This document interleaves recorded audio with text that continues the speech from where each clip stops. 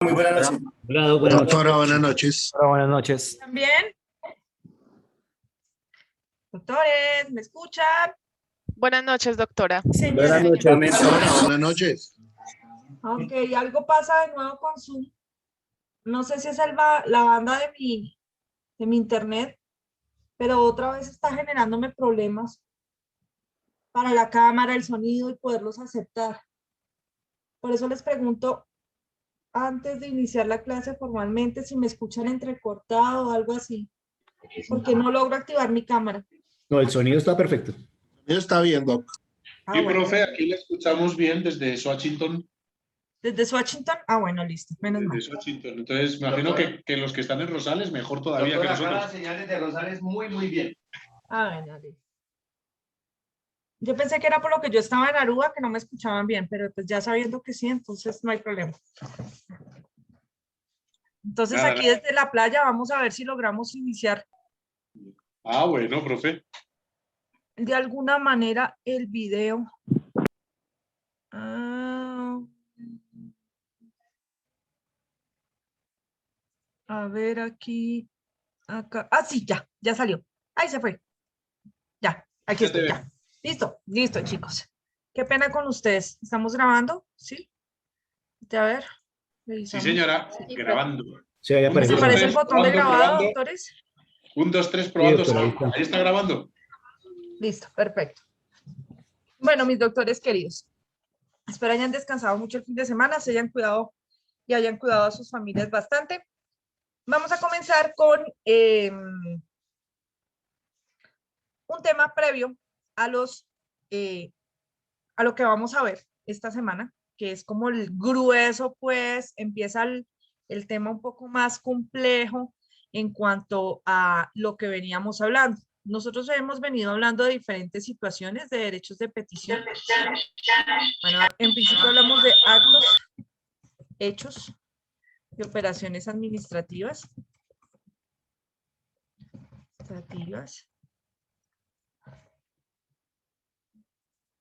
Administrativas. Ok. ¿Me siguen oyendo bien? ¿Me han escuchado lo que les he dicho hasta el momento, doctores? Sí, Me aparece una alerta de sonido. No, perfecto, está bien, doctora. Listo, perfecto. Me preocupa porque donde no quede bien grabada la clase, los compañeros que no puedan escucharla bien o que no hayan podido verla, pues no van a poder tener material. Entonces, Fuerte y claro, doctora. listo. Actos, hechos y operaciones administrativas. Nosotros estuvimos hablando de esto precisamente porque vamos a hablar o generamos la semana pasada el inicio sobre los actos de carácter administrativo. Dijimos que los actos de carácter administrativo por lo general se producen, aquí vamos a hacerlo un poquito al revés de lo que veníamos haciendo en el de oficio o a solicitud de parte. Y que a solicitud de parte se producen especialmente a través de los llamados derechos de petición, que fue lo que estuvimos estudiando al detalle la semana pasada, junto con actos, hechos y operaciones, y que los derechos de petición son de tres grandes clases, que son derechos de petición de información, de copias, de expedición de documentos y de consulta.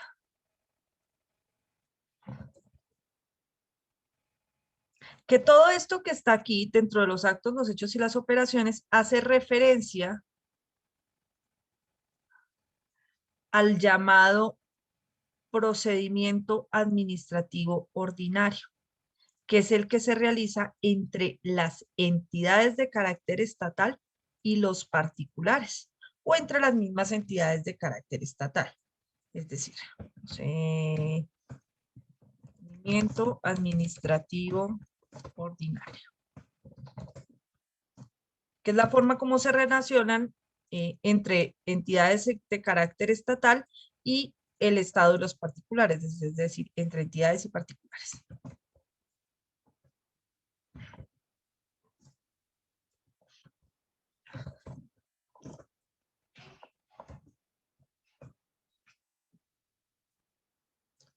O entre entidades. ¿Listo? Ahora, En sede de esto hicimos unos ejercicios, ¿no es cierto? De exoneración nosotros.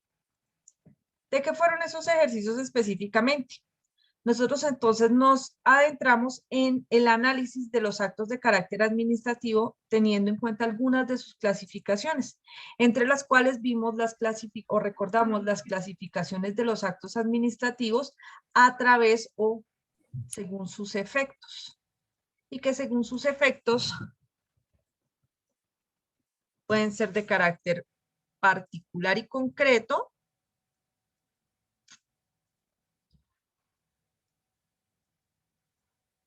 o de carácter general.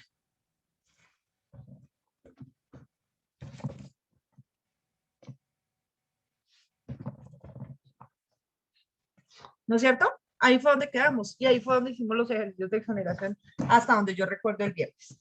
¿Sí o no, doctores? ¿O me falta algo de lo que hemos visto hasta ahora? Ah, bueno, los silencios, que los vimos también aquí, que también son actos administrativos fictos o presuntos, que también estaban por ahí. Los silencios administrativos que dijimos que eran 2. Aquí hagámoslos acá, saquémonos.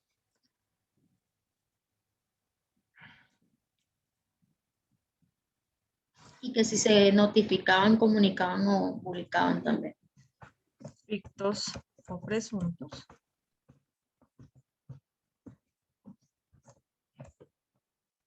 Entre los cuales están los 2 silencios.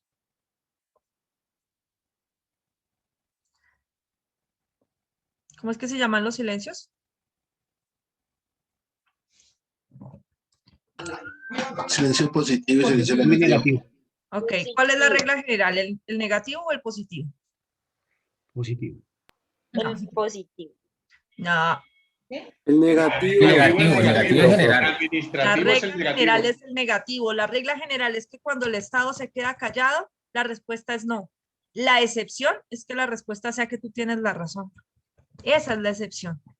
De resto, por lo general, la regla es no, no tienes la razón. ¿Listo? Ahora, dentro de estos actos administrativos vimos que habían unas formas de notificar, como muy posiblemente, como muy acertadamente lo señala la compañerita que intervino hace un momento, cuyo hermoso y precioso nombre no pude ver porque estoy compartiendo pantalla.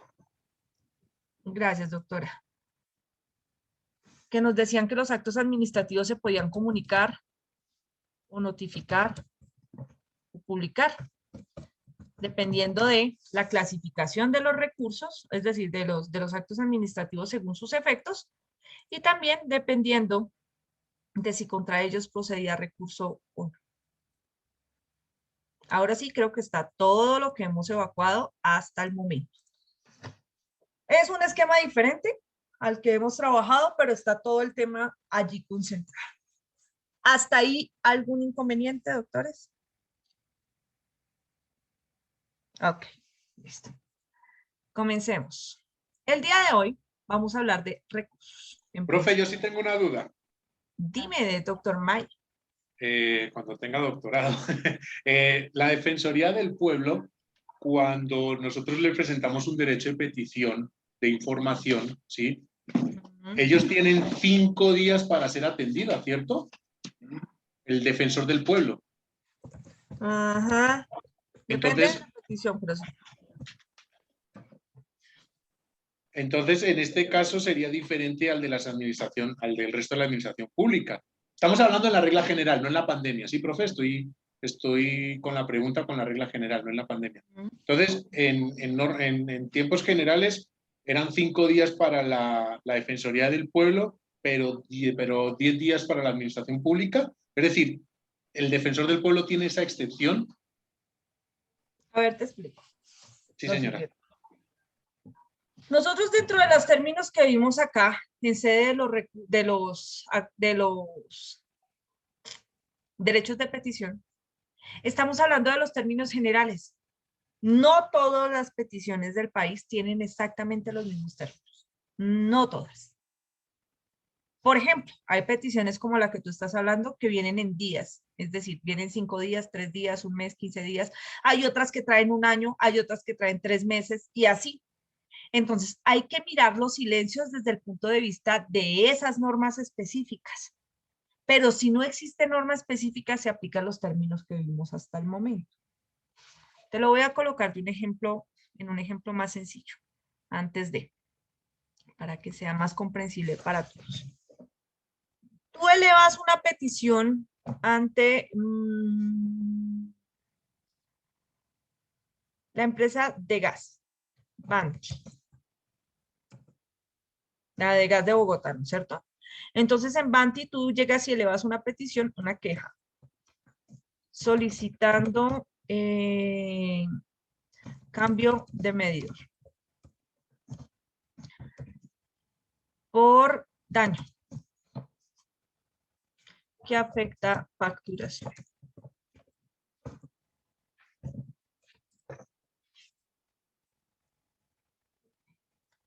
¿Listo? Esta es tu solicitud. De acuerdo a esto, Mike, ¿qué clase de derecho de petición estás elevando tú?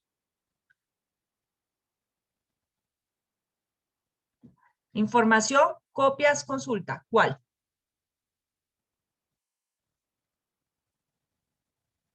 Información, profe. Información. Mike, ¿sigues ahí? Mike. Porque es curioso que haga la... Perdón, profe, estaba hablando con el micrófono apagado todo el rato. No, no te preocupes. Lo importante es que estés ahí porque si te saca el sistema, pues estaría explicándole a tus compañeros. No, es que estaba hablando con el micrófono apagado. No, ahí voy. Sí, para mí es una petición. Sí, O sea, es un petición de obviamente información. de información. De información. Si Sí, esta petición la hacemos el día de hoy, May, el Sí, día de hoy, 12 de abril de 2021, sí. ¿cuánto término tenemos para que nos resuelvan? 30 días a partir de mañana. 30 días, ¿no es cierto? Sí, Si no señora. estuviéramos en pandemia, ¿cuánto tiempo tendríamos, May? 35. ¿Sí? Dale gracias a Dios, que uno es parcial No, hoy. no. 15. No, sí, sí, las días. No, ¿cómo que no? Son 35 en pandemia No, con el decreto 491. Claro no, que sí. no. May, ¿Cómo que no? escucha. A May, ver, estás si en es de- derecho de petición de información, estamos Sí. en pandemia, son 30 días, estamos de acuerdo. Si Sí. no estuviéramos en pandemia, los términos no serían 15 de días. 30 Serían de días, 15 días. de 15 días. no 35, ¿listo? 15 días. Si no Ah, estuviéramos 35 son de consulta, perdón. 35 son de consulta. ¿listo? Menos Sí. mal no es parcial oral, ¿no es cierto, Mike? Listo, No, 35 son de consulta, sí. listo. Entonces, elevas la solicitud a Banti. ¿Cuánto tiempo tiene máximo la entidad para contestarte? 30 días. ¿Cuándo se vencen los 30 días? Pues a partir de mañana, mañana es 13, ¿no? Pues tocaría Cuéntalos. contar. Dame un segundito, Recuerda que porfa. son hábiles. 1, 2, 3, 4, 5, 6, 7, 8, 9, 10, 11, 12, 13, 14, 15, 16, 17, 18, 19, 21, 22, 23, 24, 25, 26, 27, 29. El 24 de mayo. 24 de mayo. ¿Seguro? Es que no sé si en estos días que contó hay un festivo, pero 24 Claro, de mayo. está el 1 de mayo. Por eso te da. Pues entonces el 20, pero 1 de mayo es sábado, profe. Entonces no sé si lo dejan festivo el sábado, lo pasan al El lunes. 17. Yo tengo que ser el 17 de mayo. Hay un festivo por ahí. 17. El 25 de Entonces mayo. sería el 25 de mayo, profe. Ok. El 25 de mayo. Ok. Sí, señora. Ahora, ¿qué pasa si el 25 de mayo, o sea, amanece el 26 y no te han contestado? Estamos Pues parados en el día 26 de mayo. Pues ahí hay un silencio administrativo, en este caso sería positivo, No, señor. porque es negativo si el Banti no es público. Ya vamos. 26 de mayo. El 26 de mayo del año 2021 se levanta May sin respuesta de la entidad. El 26 de mayo, en este caso específico, para este caso específico, nada más. No lo van a aplicar de regla general. Se generan dos fenómenos automáticamente. Eso no pasa todo el tiempo, solo en casos muy especiales. Primer fenómeno, vulneración al derecho de petición.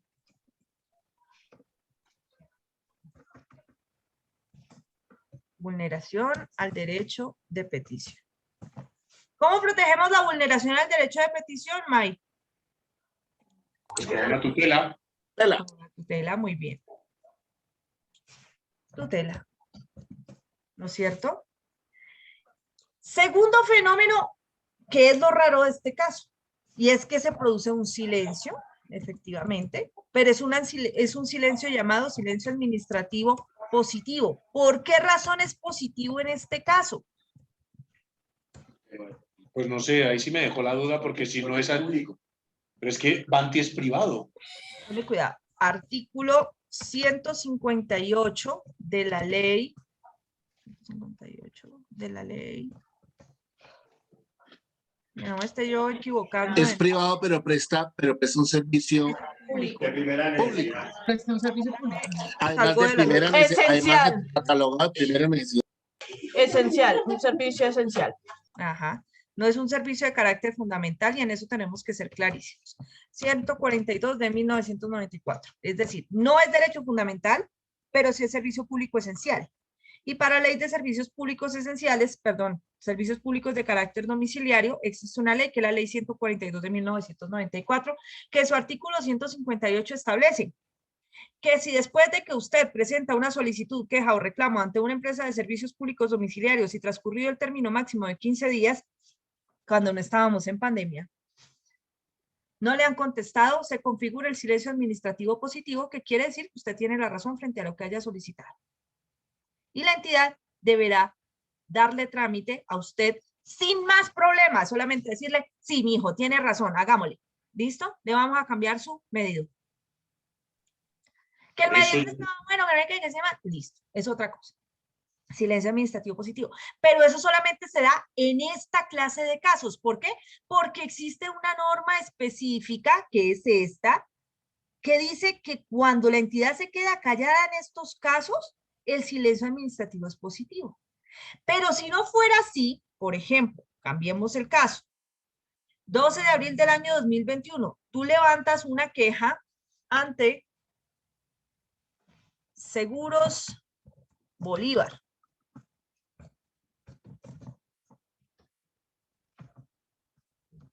No, Seguros Bolívar no, digamos que ante quién, una entidad de carácter estatal, ante la alcaldía Positiva. mayor. Alcaldía Mayor de Positiva, Bogotá. que es la de la ARL. Positiva es del Estado. Vamos a ponerlo, en este caso, en la alcaldía. Queja ante la Alcaldía Mayor de Bogotá por no asignación de turnos para vacunación COVID-19. ¿Qué clase de derecho de petición tenemos, May?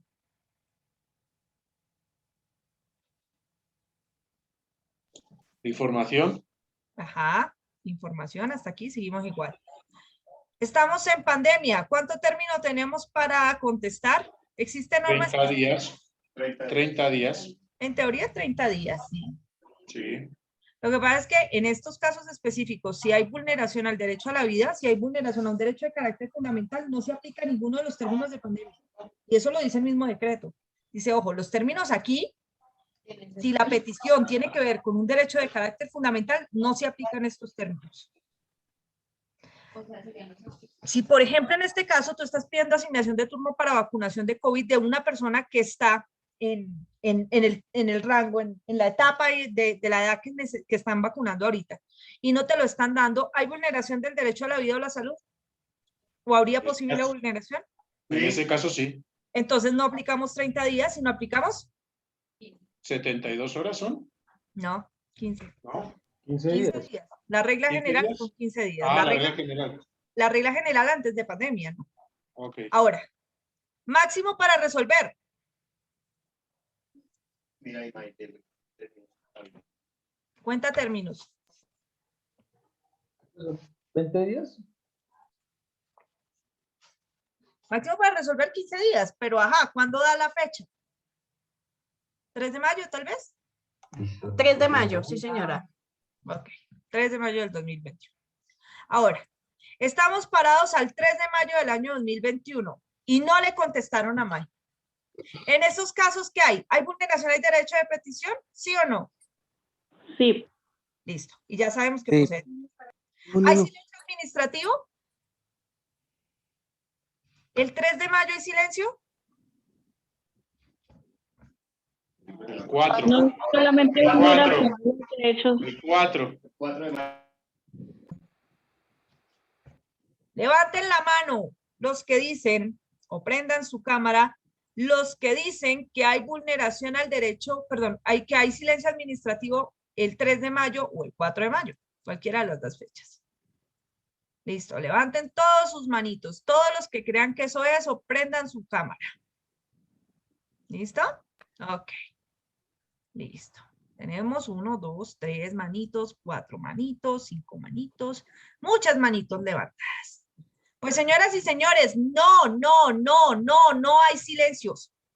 Por lo que es a partir de los 3 meses de la petición, ¿no, profe? Que es 3 meses después de la petición. Y en este caso no hay norma específica que diga, oiga, si yo me quedo callado, usted tiene derecho a un turno. No, no hay norma. Entonces el silencio no es positivo, sino es la regla general, que es el silencio negativo. Y el silencio negativo no se configura el 3 de mayo, sino que se configuraría 3 meses después de la petición, es decir, 12 de abril, 12 de mayo, 12 de junio, 12 de julio. 12 de julio, porque son meses, se corre, de 2021, habría silencio administrativo negativo. ¿Listo? Hasta el 12 de julio del 2021. Hasta el 12 de julio del 2020. Claro, me para... perdí un poquito, no me quedó claro. Ok, ¿dónde te perdiste, Alex?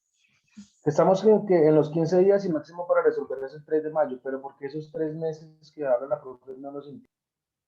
Listo, ¿por qué los 3 meses? Alex, ¿tienes tu código a la mano? Señora. Alex, hazme un favor, ayúdame con el artículo 83 del CEPACA. Ok, profe. ¿Lo qué, profe, perdón? 83 del CEPACA.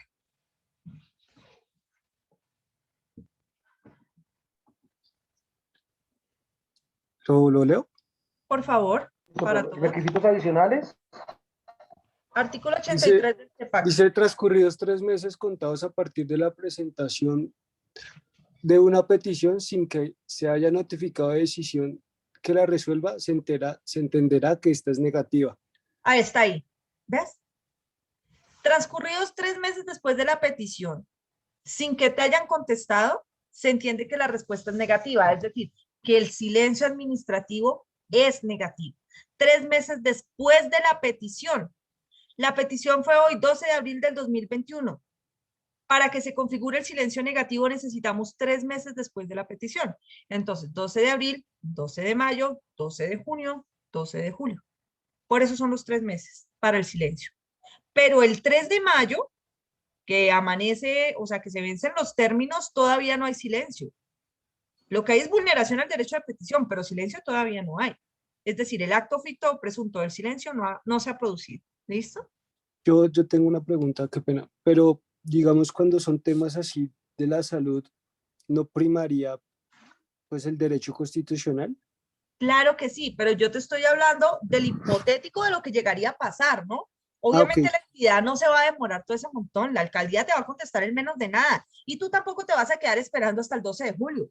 O sea, si estamos en riesgo, tú metes tutela de una. Es más, tú presentas la petición, no te han contestado en 5 días y tú sales corriendo porque es una medida provisional de una acción de tutela porque se puede morir una persona. O sea, la cosa es gravísima. Aquí no hay términos que valgan. Estamos en sede de un derecho fundamental. Entonces los términos tienen que ceder y todo tiene que ser mucho más rápido porque el derecho fundamental necesita la protección por tutela. Okay. Pero pues en un hipotético caso que nos diera para esperar, podríamos hacerlo así. Señor. Y qué pena por el rayón que dice, es que no sé manejar el celular y me tocó con el celular. Discúlpeme. No te preocupes, dime. Doctora, una pregunta. Entonces, digamos Espera, Fernanda, espera. ¿Es necesario hacer el derecho de petición? Yo puedo hacer la tutela directamente, o tengo que hacer el procedimiento ese proceso del derecho de petición, o si yo veo que la cosa, como estamos hablando, es muy grave, es algo de salud, que lo necesito ya, que no me han dado respuesta en esta clínica o en esta entidad, yo podría hacerlo de una vez, irme a la tutela, o es necesario hacer el derecho de petición. Mira, yo la verdad te aconsejaría, o sea, si estuviéramos en un caso así, ¿no? O sea, por ejemplo, no sé ahorita en qué rango van de vacunación, ¿50, 60 años? ¿En qué van? 60 años, van para 60 años. 60 años, ok. Yo tengo una persona de 60 años aquí, con comorbilidades, por ejemplo, que necesita la vacuna urgentemente, urgentemente. Entonces les digo, por favor, asignen turno. Y me dicen, sí, le asignamos turno, o no me contestan, no me contestan. Y la persona se enferma. Puede ser de COVID o de otra cosa. Se enferma. Entonces, ¿qué hago yo? Yo ya pedí que le asignaran turno de vacunación y no se lo han asignado. Con eso es suficiente. Yo interpongo acción de tutela y le digo, mire, lo que pasa es que hay vulneración al derecho a la vida, a la integridad, hay vulneración, peligro, lo que sea, porque es que esta persona tiene el siguiente riesgo. El problema es que me proceda, porque el hecho de que le pongan la vacuna a la persona no quiere decir que le van a salvar la vida, primero. En segundo lugar, está en turno de vacunación. Lo que pasa es que no se lo hemos asignado, pero sí lo vamos a vacunar. ¿Cuál es la urgencia? ¿Por qué no se puede esperar? Y eso es lo que implica la procedencia de la acción de tutela. La procedencia de la acción de tutela no es para saltarse a todo el mundo, en un caso como este o en el que sea, sino es porque existe una vaina tan tenaz, una situación de urgencia tan terrible que ni siquiera esperamos a que nos asignen un turno de vacunación. O sea, ¿qué es lo que está pasando? ¿Qué es tan urgente? Ahora, si la persona ya tiene el virus, pues ¿para qué necesitamos la vacuna? O sea, en últimas, la vacuna no la va a curar, es una vacuna. Eso implicaría en la vida real una serie de problemas reales para la procedencia de la acción de tutela, más allá de... No, pero hablándolo técnica, o sea, hablándolo más como en el proceso debe hacerse primero el derecho de petición que la tutela. Me estaría, si yo lo voy a presentar, no sé, si la tutela, digamos, hago el derecho de petición, hago la tutela y no me procede, y ahí me iría, digamos, para un juez. Si el juez no se da cuenta que yo hice el derecho de petición, me podría echar. Mira, lo que pasa es que existen unos procedimientos, la acción de tutela tiene un carácter subsidiario, y es que tú tienes que haber agotado el procedimiento ordinario o en su defecto demostrar por qué razón no te es posible agotarlo. Me explico. Eso lo vamos a ver ahorita más adelante. Y es que existen dos modalidades de tutela diferentes. La acción de tutela normal, la que conocemos, y una tutela mutada, que se llama la acción de tutela como mecanismo transitorio para evitar un perjuicio de carácter irremediable, que es para resaltarse uno de los requisitos de procedencia de la acción de tutela, de los requisitos generales de procedencia de la acción de tutela, que es la subsidiariedad. Es decir, cuando tú no puedes esperar el trámite normal por alguna situación de los llamadas de perjuicio irremediable, acreditando los requisitos del perjuicio irremediable. Te lo explico rápidamente porque lo vamos a ver más adelante, ¿listo?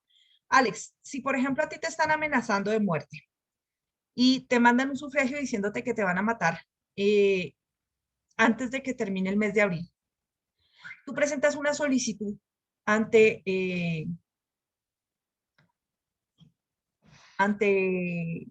la Dirección de Protección de Personas o, bueno, Derechos Humanos y demás, para que te digan, te asignen un esquema de seguridad. Te dicen, claro, con mucho gusto nosotros te lo asignamos, pero el estudio se demora 6 meses.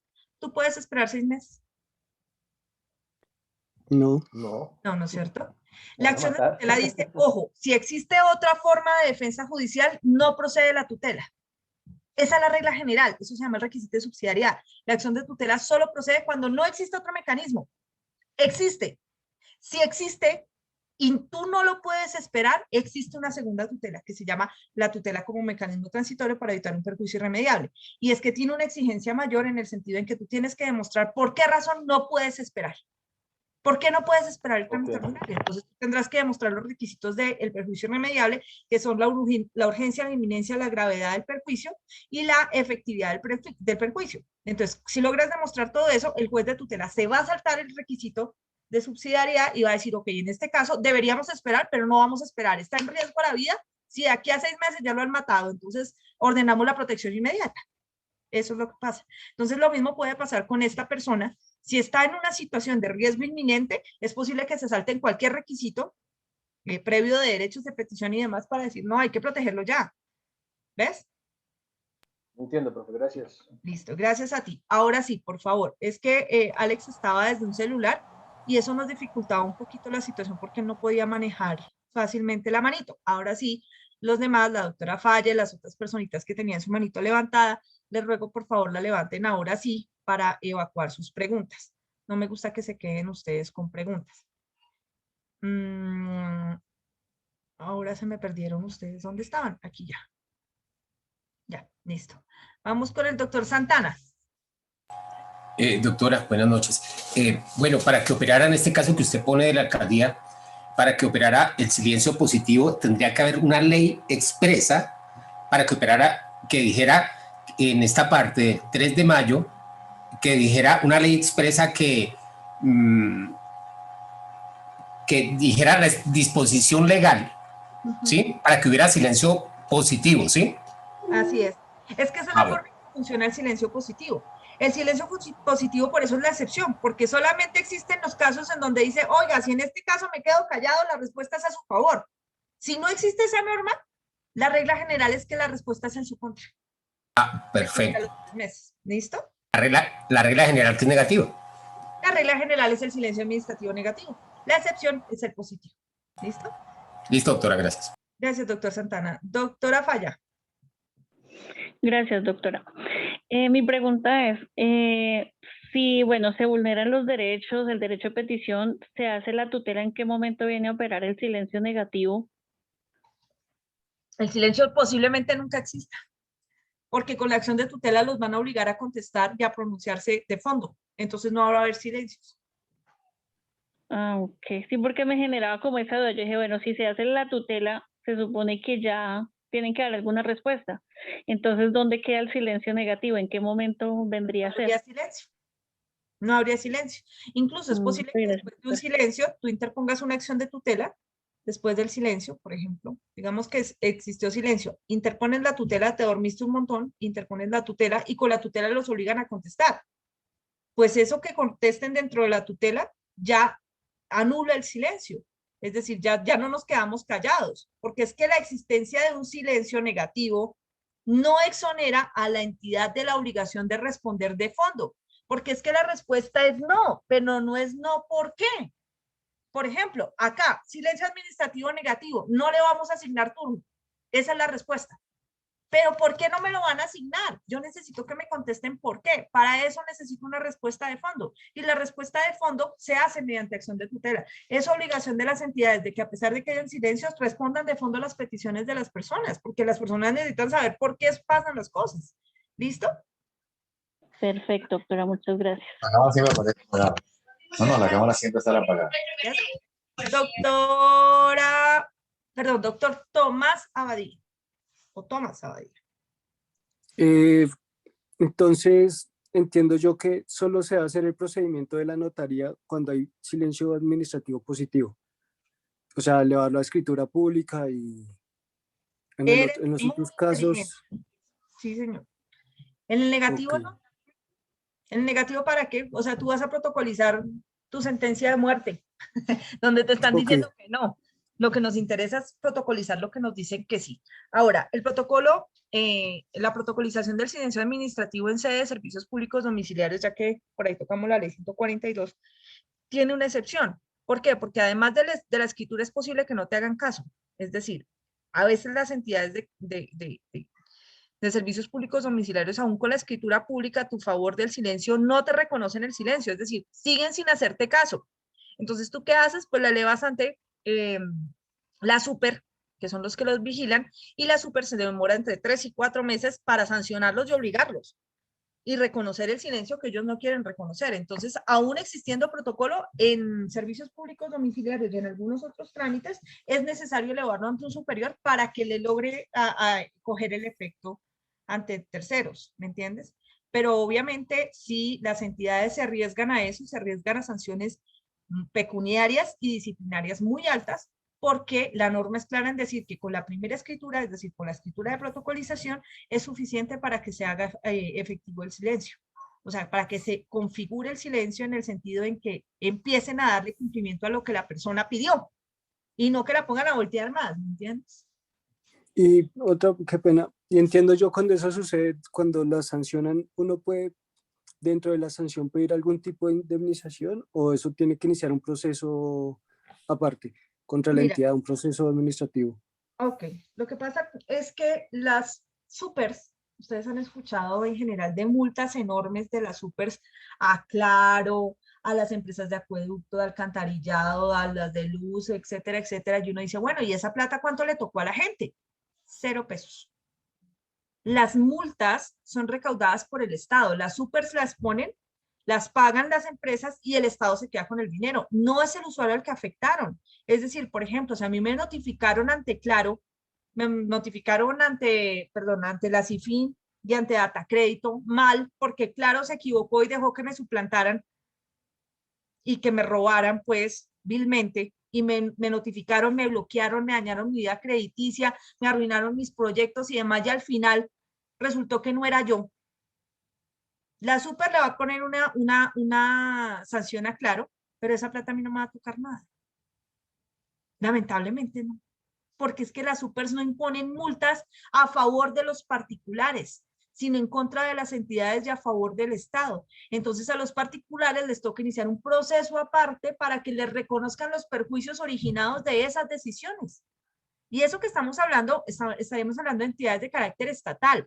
Ahora, si es Claro, Colombia o lo que sea, son entidades de orden privado, entonces nos toca iniciar procesos civiles de reparación, o sea, de indemnización, de alguna manera, y necesitamos saber de dónde sacarlas para poder iniciar esos procesos, para entablar esos procesos como tal, para generar la obligación de parte de las entidades, de las entidades de carácter privado en favor de los particulares, que es prácticamente responsabilidad civil extracontractual, o indemnización a través de seguros o de otra forma. Estoy hablando de entidades no estatales. Con estatales es mucho más sencillo, que lo vamos a ver acá. Sencillo en el sentido de que al menos tenemos la vía fácil, ¿no?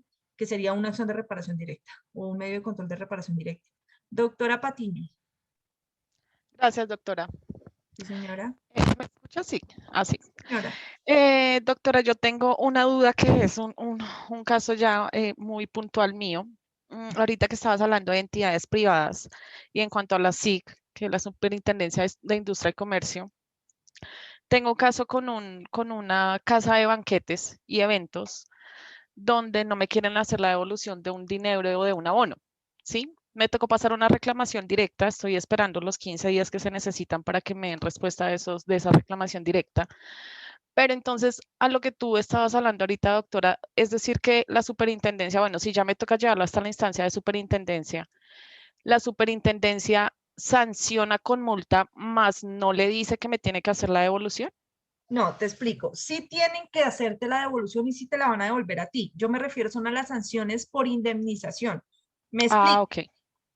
Yo tuve un problema, y te lo comento aquí a ti y a todos tus compañeros, con On Vacation. Yo hice una reserva y resulta que el sitio a donde iban a ir, se les regalé a mis papás de aniversario, y me enteré, en ese momento salió por los informantes, yo no me acuerdo, por Séptimo Día, de estafas de On Vacation, de gente que llegaba a San Andrés, a diferentes lugares, y que los hoteles eran una mugre, y que no sé qué, y que se más, y que esto, y que lo otro. Entonces yo les dije, no, miren, o sea, hay muchas quejas en contra de ustedes a raíz de esto, entonces por favor devuélvame mi dinero, y me dijeron no. O sea, me contestaron como le contestan a uno aquí en este lindo país del Sagrado Corazón de Jesús: haga lo que se le dé la gana porque no le vamos a devolver nada. Entonces yo inicié el trámite, como haces tú, ante la Superintendencia de Industria y Comercio. La Superintendencia de Industria y Comercio hizo una mediación, intervinieron, trataron una conciliación. On Vacation no es a nivel nacional, sino que esa vaina tiene por allá una filial en Argentina, yo no sé qué más cosas. Obviamente no es lo mismo cuando eres un particular a cuando eres un tricito avesado en derecho. Entonces se dieron cuenta que la cosa era un poco más grave y me ordenaron devolver el dinero. En menos de 15 días yo ya tenía el dinero otra vez. Obviamente me lo devolvieron y ya, y no le causaron mayor perjuicio a nadie viajó, me devolvieron la plata sin ningún problema y ya. Pero a veces el asunto no es de que te devuelvan plata, sino que te generan perjuicios adicionales, que es lo que estaba preguntando el compañero. Indemnización de perjuicios, es decir, por ejemplo, a mí me reportaron en Avias, en Avias Data, sí, me vulneraron en Avias Data porque me reportaron en Data Crédito. Pues no solamente es que me saquen y ya, o sea, ¿y qué pasa con todo el tiempo que me tuvieron reportado y que no pude hacer nada y que me dañaron mi vida crediticia? O sea, indemníceme eso no lo va a hacer una super. Lo máximo que hace es tratar de conciliar que te devuelvan el dinero y que se arregle el problema, pero llegar a sancionar para que te indemnicen a ti como particular, no, sanciona con multa a la entidad.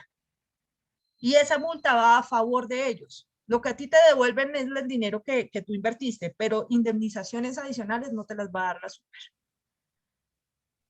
Ah, vale, doctora, muchas gracias. Ok. Claro, ahora sí el tema aquí. Yo sé que a raíz de que vamos avanzando, empiezan a presentársenos como dudas de cosas que nos han pasado a cada uno. Pero más allá de eso, es que quiero saber si el tema está quedando claro. ¿Listo?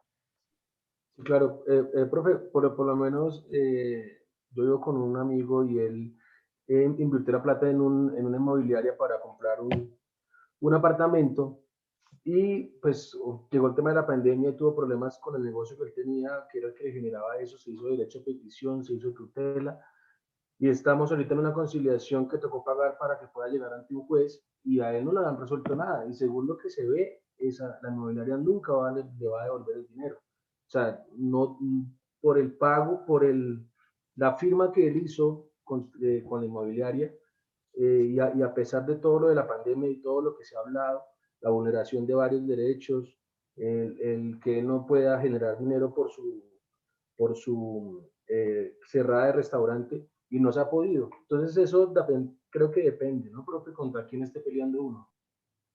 Sí, no, lo que pasa es que, bueno, sin ánimo de cerrar la discusión de manera cortante, estamos en clase de Derecho Administrativo, es decir, que aquí estamos hablando de entidades de carácter estatal y no de particulares. Para ese asunto necesitarían ustedes como una clase de responsabilidad civil extracontractual o un debate sobre contratos comerciales o algo así para saber el alcance de esa clase de situaciones, porque pues se me escapan de mi universo jurídico al que estamos construidos o encerrados en este momento. Tocamos el tema muy someramente a raíz de dos temas que se salieron aquí de los compañeros, pero pues no podemos armar la discusión centrada en procesos de carácter civil o procesos de carácter particular que no tienen nada que ver con la clase. Efectivamente, pues como todo en esta vida, depende de con quién pelees, a qué juzgado le caigas y qué tanto ganas tengas de pelear contra el que estás peleando. Entonces, al tratarse de una inmobiliaria, pues es un proceso de carácter civil, es un problema del derecho civil como tal, de responsabilidad civil extracontractual, se podrán quejar ante la Superintendencia de Desarrollo y Vivienda Urbana y demás, pero esa actuación como tal es distinta de lo que estamos hablando aquí en este momento. ¿Listo? Sí son procesos administrativos y lo que genera la SIC sí es una sanción de carácter administrativo y sí es un proceso disciplinario, perdón, sancionatorio y genera actos administrativos, pero ojo, eso es una cosa y otra cosa es el alcance de eso frente a particulares, que es lo que ustedes están preguntando, ¿cómo indemnizan a los particulares? Y no sé qué hay sistemas. La SIC tiene labores, las superintendencias en general tienen funciones muy limitadas frente a particulares. Lo que tienen es para sancionar eventualmente a entidades de carácter particular o público, pero no para indemnizar a civiles, para que me entiendan ustedes mejor. ¿Listo? Ahora, cerrado el tema en general, May, ¿más claros los silencios ahora? Sí, doctora. Listo. Ahora sí, vamos con recursos, que era nuestro tema del día de hoy.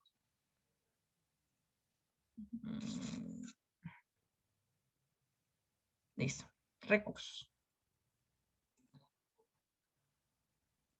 Ustedes cuando han visto civil o a lo largo que han avanzado dentro de las diferentes áreas del derecho, les han hablado de unos recursos ordinarios y de unos recursos extraordinarios en general. ¿Cuáles son los recursos ordinarios que ustedes identifican fácilmente independientemente del procedimiento en el que se encuentren? Reposición y apelación. reposición y apelación. y apelación. ¿Listo?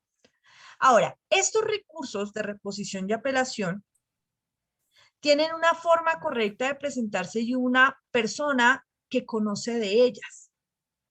El de reposición, ¿ante quién se presenta? Ante la misma autoridad que lo profirió. Bien.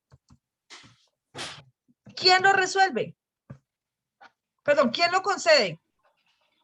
Es diferente a quién lo resuelve. La misma persona, el mismo que lo concedió, que emitió, digamos, el acto administrativo. Y también que lo resuelve. Y será el mismo funcionario el que lo resuelva. Ya vamos a darle esto un mejor formato para que lo puedan ver.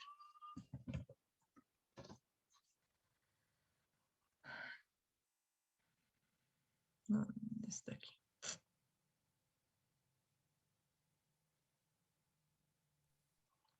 Aquí para que lo entendamos como más fácil. Entonces acá.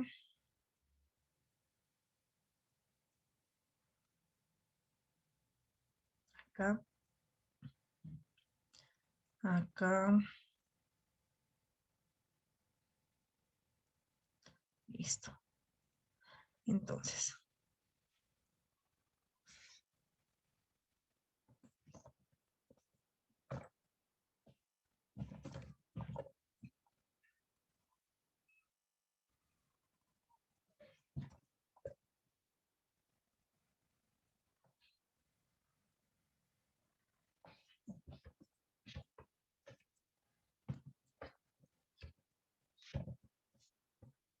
Listo. ¿Ante quién se presenta, quién lo concede y quién lo resuelve? Tal vez existe alguna especie de confusión entre estas dos. ¿Quién concede, quién resuelve? ¿Cuál es la diferencia entre conceder un recurso y resolver el recurso?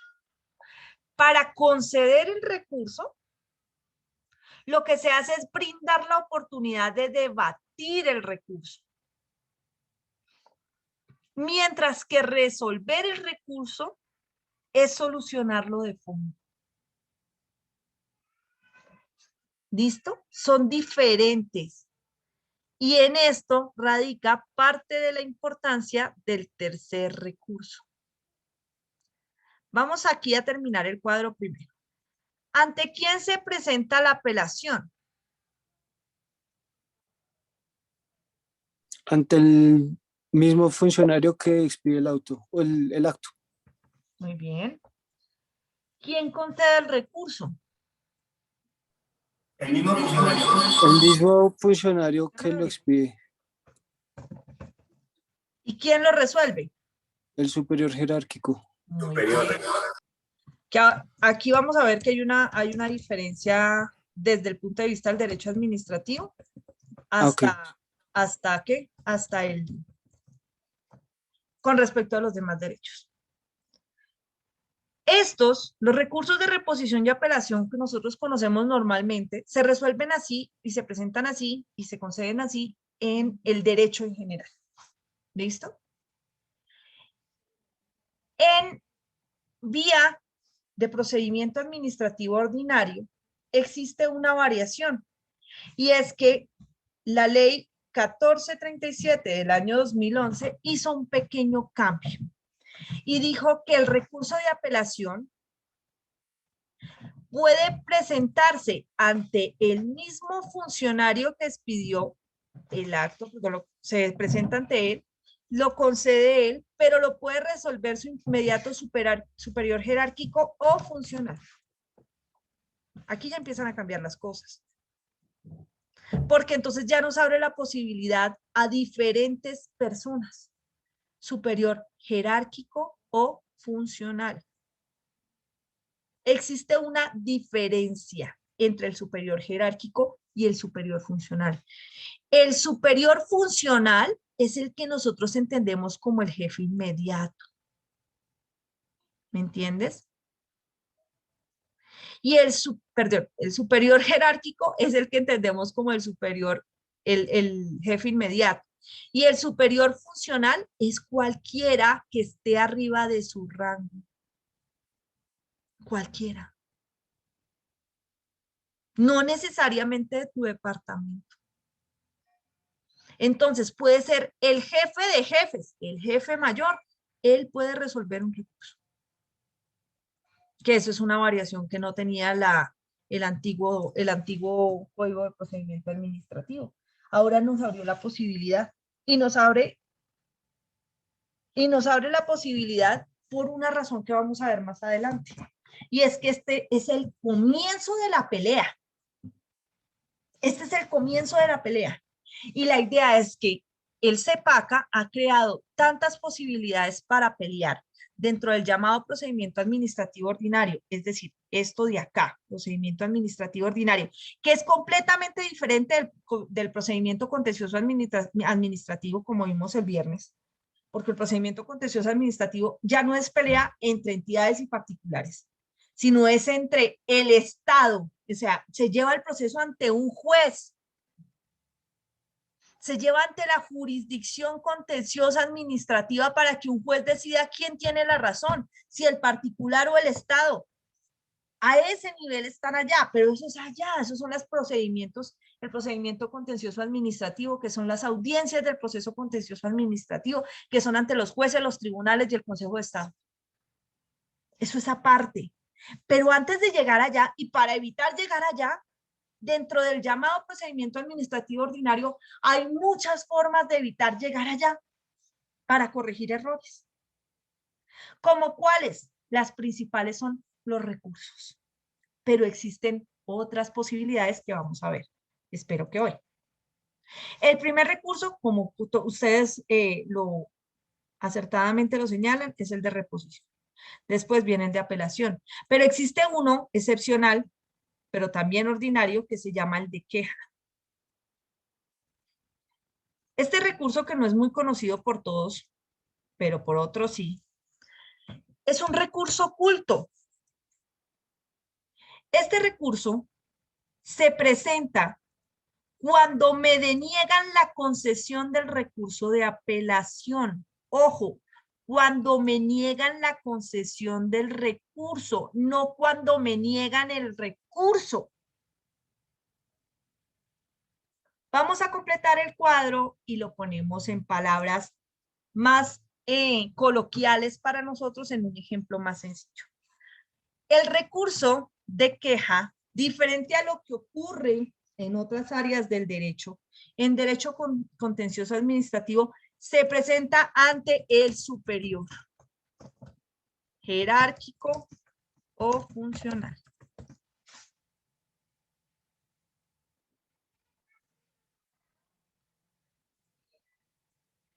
Ahí. Lo resuelve, pues el superior, lo concede el superior jerárquico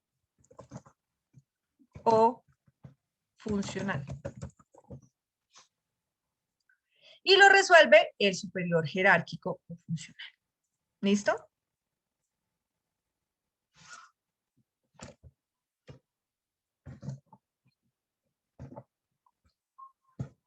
Mientras que en otras ramas del derecho, la cosa no funciona acá, sino que funciona igual que el de apelación. Al menos aquí, en la parte inicial. En otras ramas del derecho, el de queja se interpone ante el mismo funcionario, lo concede el superior y lo resuelve el superior. Es decir, esta parte de aquí cambia en las otras ramas del derecho. Acá, en derecho administrativo, se presenta de la forma que les estoy explicando en el cuadro. ¿Listo? Ahora, vamos a explicar cómo funciona esto. El recurso de queja solo se puede interponer si a usted le denegaron la concesión del recurso de apelación. Es decir, si a usted no le permiten ni siquiera llegar a debatir una apelación. debatir una apelación. Permítame un segundo, voy a hacer algo que no hago desde que empezó la virtualidad. Y es tratar de explicarles como si estuviera frente a ustedes en el salón. A ver si el espacio me da. A ver, les explico de la siguiente manera, perdónenme que me ponga de pie. Es que a veces cuando uno no puede hacer los muñequitos, a veces es más fácil poner. Les explico. Vamos a imaginar que el procedimiento está construido como una casa de un piso con 3 alcobas distintas. Entonces aquí, hagámoslo a la par a ver si nos da este experimento social que vamos a hacer acá. Vamos a imaginar que el proceso es esta casa con 3 alcobas. Una casa de 3 pisos con 3 alcobas. Cada una de estas partes que ustedes están viendo acá, yo se las voy a señalar aquí. Este círculo y este círculo van a implicar una puerta. Esta puerta se abre y el funcionario que vive aquí, tiene la llave para la segunda puerta. El de la segunda puerta tiene la llave para la tercera. ¿Listo? Ahora. A ver. Aquí. Ya, listo. Entonces, volvamos al asunto. En esta primera puerta, yo soy el particular. Acá al frente tengo la primera puerta para empezar a entrar a la casa. ¿Listo? Aquí al frente está. El acto administrativo se produce, cualquiera que sea él. Y yo voy a interponer un recurso. El primero que voy a interponer es el recurso de reposición. Entonces yo golpeo la puerta del recurso de reposición. Golpeo. El que va a salir a abrirme, que es el que vive en el recurso de reposición, ¿qué funcionario es? ¿Quién abre la puerta? El mismo funcionario. Que les pidió El mismo que envió el acto administrativo. Entonces yo le digo, mire, yo vengo a interponer a usted el recurso de reposición y en subsidio de apelación, es decir, me estoy adelantando una puerta más allá. En subsidio de apelación, porque yo no estoy de acuerdo con su acto administrativo por esta razón. El funcionario, ahora soy yo el funcionario de reposición, le digo, ok, entre y hablamos de su reposición. Entra al primer cuarto. Estamos ahora en el primer cuarto. Aquí. Acá. Con el funcionario de la reposición. Es decir, estamos interponiéndolo, presentando el recurso ante el mismo funcionario. Él va a concederlo. Es decir, él me escuchó en el momento, él lo concede en el momento en que me dice, siga y lo escucho. En ese momento me concedió la oportunidad de hablar. Y me resuelve el recurso. Me resuelve diciéndome, mire, muy interesante su debate y demás, pero usted no tiene razón, en consecuencia, no repongo mi decisión. No repongo la decisión. Se cerró la primera puerta. Pero recuerden que el que tiene la llave de la segunda puerta es este mismo funcionario. Yo le estoy pidiendo que me abra la segunda puerta. Golpeo. Ábrame la segunda puerta. ¿Cuál es la segunda puerta? Apelación. Apelación. Muy bien. Si él no me abre la puerta para entrar a hablar con su superior, no me concedió el recurso. Ojo, y él solamente tiene que abrirme la puerta y decirme, yo le concedo el recurso, vaya y hable con él porque el que se la va a resolver es él. ¿Ven? Si él no me permite esa apertura de la puerta, yo nunca puedo hablar con el otro. Y no me está resolviendo de fondo mi recurso. Y no lo puede hacer porque no es el competente. A eso es que se refieren los recursos. Entonces, cuando en el de queja me dicen, usted puede interponer el recurso de queja cuando no le concedan la apelación, es decir, cuando no le dejen hablar con el superior. Cuando el inferior no le permita hablar con el superior. Es decir, cuando no le abra la segunda puerta. no le abre esta de acá. Aquí, o sea, este de aquí no le abre esta puerta para que usted pueda entrar a orar con este de aquí, que es el que le va a resolver a usted eventualmente la apelación. ¿Listo? Ahí es cuando funciona el recurso de queja. Cuando no me conceden la apelación, cuando no me abren esta puerta. Mientras que cuando ya me la conceden y yo entro y hablo con este de aquí, que es el de segunda instancia, puede decirme que sí o que no. Ya me estaría resolviendo de fondo. Resuelve el recurso. Él resuelve el recurso. Que me deniega la apelación, es decir, que me niega el recurso porque lo resolvió de fondo y le parece que yo no tengo la razón, ok, eso ya es otra vaina. Pero que no me permitan hablar con el funcionario de segunda instancia es lo que produce el recurso de queja. ¿Es claro para todos, doctores? Sí, doctora. Listo, perfecto. Hagamos un ejercicio.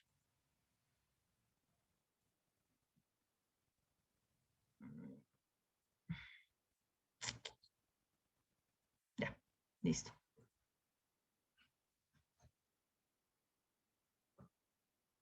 Ah, no, pero aquí para qué hacemos ejercicios tontos. Eso no tiene necesidad y vamos a complicar la cosa. Doctora Badía, antes de recursos están claros. Vamos a complicar las cosas. Doctora Badía. ¿En la interposición del recurso de queja tiene alguna consecuencia para la autoridad que no lo concedió, digamos, en primera medida? No. No más allá de un regaño. No más allá de un regaño. Bueno, lo que pasa es que eventualmente los funcionarios de carrera están sometidos a calificación, ¿no? Entonces, cuando observan esta clase de cosas, de que usted tenía que conceder un recurso y no lo concedió y me tocó venir a mí a salvarle el cuero a usted, perdón lo que estoy diciendo, eso le baja la calificación al funcionario. Pero no es que lo vayan a mandar para la cárcel ni le vayan a imponer una sanción disciplinaria ni nada de eso, sino que se ve en el régimen de carrera cómo hacen esas evaluaciones precisamente de cuántas veces me toca venir a mí a salvarlo a usted o cuántas veces le revocan una decisión en segunda instancia y de acuerdo a eso le van bajando el puntaje. ¿Listo, doctora Badía? Sí, señora, gracias. Okay. Listo. Ahora que tenemos más claro el tema de concursos, perdón, de concursos no, sino de recursos, disculpen. Vamos a hablar de algo un poco más macro.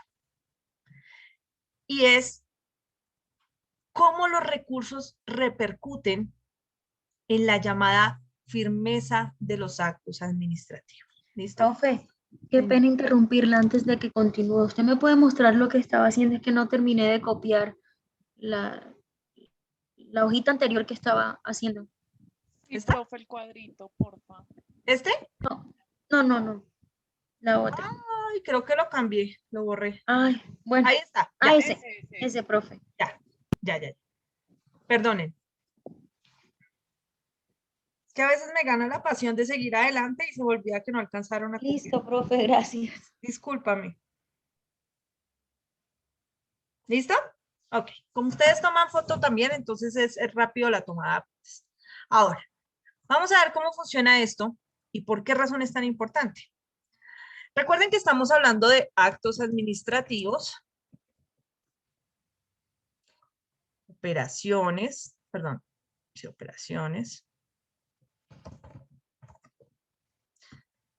y hechos administrativos.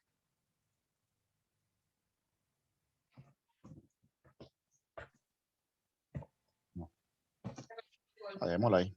¿En cuáles creen ustedes, doctores, que tiene incidencia un recurso? Es decir, ¿en dónde interpondríamos recursos? ¿O ante cuáles? ¿Ante los Para actos? los actos. Ante los actos. Para los actos administrativos. Obviamente no hay recursos respecto de los demás, ¿no es cierto? Los recursos de los que estamos hablando son frente a estos recursos. Frente a las operaciones no hay recursos. Frente a los hechos no hay recursos. Y ya sabemos que contra los actos administrativos, dependiendo del acto, pueden haber recursos o no haberlos. Pero que si los hay, pueden ser de reposición, de apelación y de queja. A veces reposición y apelación, a veces solo reposición, a veces solo apelación. Eso depende de cada acto administrativo y eso nos lo tienen que explicar a nosotros y lo dice cada norma específica. Pero ahora nosotros vamos a ver un fenómeno distinto del resto de lo que hemos visto nosotros hasta el momento, que son los fenómenos de firmeza y ejecutoria, que son diferentes a lo que nosotros venimos entendiendo dentro de la rama judicial o de lo que veníamos viendo dentro del procedimiento normal que ustedes ven, de los procedimientos normales que ustedes ven en todas las áreas de derecho. Ok. Ustedes han escuchado de pronto a los jueces penales, que son los que, como que estamos, los que estamos más pendientes en las noticias, porque pues son los que salen casi siempre. Y dicen, impuso medida de aseguramiento, condenó a tanto tiempo de prisión. Y ustedes a veces escuchan en las audiencias los que han acudido a audiencias y no me digan que no han acudido a audiencias porque ahora se puede virtualmente. Ustedes pueden acudir a las diligencias virtuales, las pueden seguir por YouTube. Hay juzgados a la vanguardia en la virtualidad en penal y transmiten las audiencias en rediferido. Ustedes pueden ver las audiencias de Álvaro Uribe, todas estas audiencias son una berraquera. Y ustedes escuchan a los jueces decir, bueno, muy bien, esta es mi decisión, de ella corro recurso, corro traslado a la fiscalía inicialmente y luego a la defensa del Ministerio Público para que a ver si interponen recursos. Estoy hablando del proceso penal. No, su señoría, sin recurso a la fiscalía, sin recurso a la defensa, sin recurso al Ministerio Público, sin recurso a la apoderada de víctimas. En consecuencia, se declara en firme y ejecutorial. ¿Qué entendemos por firmeza cuando escuchamos a un juez decir eso? Penal. ¿Qué pasa cuando en un proceso laboral ustedes leen la sentencia y dice contra la anterior sentencia no se interpuso recurso y en consecuencia se considera en firme o se declara ejecutoriada? ¿Qué es la diferencia o si es que es lo mismo?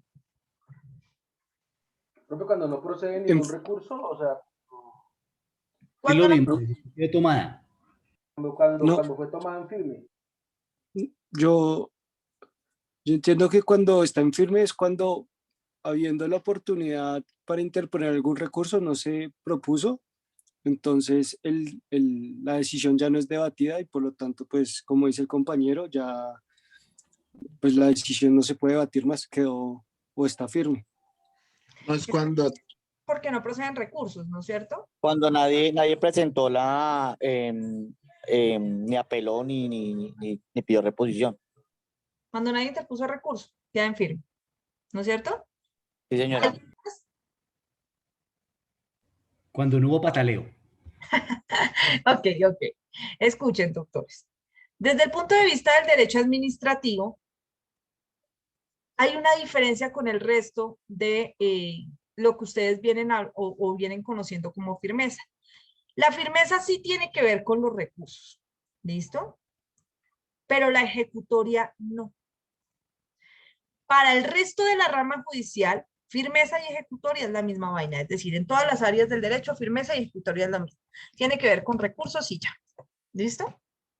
Pero desde el punto de vista del derecho administrativo, la firmeza es una cosa y la ejecutoria es otra. La firmeza tiene que ver con el ejercicio de los recursos, ya vamos a ver cómo, y la ejecutoria con la posibilidad de materializar el acto administrativo. Es decir, materializar el acto administrativo, ¿eso en dónde fue que lo vimos? Ah, esa vaina se refiere a las operaciones administrativas, que son la forma a través de la cual nosotros materializamos la voluntad del Estado, que es el acto administrativo. Esto es en derecho administrativo. Vamos a ver cómo es que funciona. ¿Listo? Para eso, les voy a dejar de compartir por acá y les comparto por aquí. ¿Dónde están? Unas diapositivas. Esta, doctores, es una parte un poquito compleja de entender. Así que le pido por favor a los hombres del curso que pongan sus 5 sentidos en esto y a las señoritas los 7 que tenemos, por favor. Pilosos con esto. Firmeza revocatoria de actos administrativos. Ojo, esto es solo para actos administrativos, no para operaciones, no para hechos. Esto, gracias a Dios, no cambió con la ley 2080 de este año, o al menos no de manera sustancial, de manera que va a ser un poco más fácil explicarlo sin cambios. ¿Listo? Lo primero que nosotros tenemos que entender es que todos los actos administrativos, todos, así sean lo más absurdo del planeta, así se vean ilegales a donde dé lugar, todos ellos gozan de presunción de legalidad. Se presuman legales, nacen a la vida siendo legales, a la vida justa. De manera que quien no le parezca que un acto administrativo es legal, debe atacar. ¿Cómo lo ataca? ¿Con los recursos? ¿O con la revocatoria directa? ¿O con la jurisdicción contenciosa administrativa? Tiene 3 maneras diferentes de atacar. Yo les voy a enseñar 2. Bueno, les voy a enseñar las 3. Recurso revocatoria y vía contenciosa. Para que queden listos ustedes solamente para audiencias. Todos los actos gozan de legalidad. Ellos son intocables cuando nacen. Si a alguien no le parece lo que dice el acto administrativo, atáquelo y túmbelo. Pero hasta que no lo tumben, sigue produciendo todos los efectos jurídicos desde su nacimiento. Todos. Ahora, ¿qué necesito yo para poder atacar un acto administrativo? Necesito varias cosas. Lo primero que necesito saber, la diferencia entre notificación, comunicación y publicación. Que ya vimos, ¿no es cierto? Está por acá. Entonces, acto administrativo. Lo primero que necesito es la diferencia entre notificación, comunicación y publicación. ¿Por qué? Porque para eso es que tiene que ver la firmeza.